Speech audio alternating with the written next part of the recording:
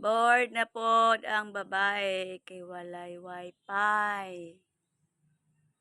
Wala na po'y wifi sa balay. My goodness. Mura na tong kalipay ka nang maka TikTok, maka Facebook.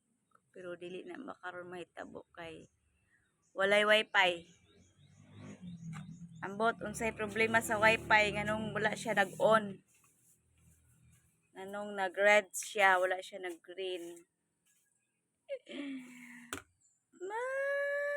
Boring na po ang babae karon kay walay wifi, walay buhaton. Inita sa panahon ay, init kayo. Alas 7 pagani ba perte ng inita. Sakit sa mata ang init. Sus, no ko. Wala pag wifi. Dede ko karon sa Amakan House kay wala lang. Naglaag. Ay, salamat! Malipay na po ko ani karon kay naulian na ang among wifi.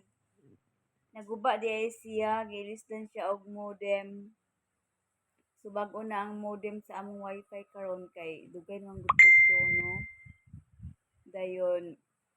So, niya sige po siya kabasa sa ulan kay masalibuhan mo gud ang among Amakan House kung may kusog kayong ulan. So, nadaot gid siya. So karon, happy na punta karon balik. Lipay-lipay na punta karon kay kuan na ni bag-ong wifi. So, mayon di naman na siya mabasa aron di na siya maguba. Kay ko Ginoo ko, maboard jud ko basta wala ko'y kalingawan. Lala mo sige tagkuskus ani antong salog nga kadadlaw ang buta manilheg. So, pagkahuman di enjoy. O, diba? Bye.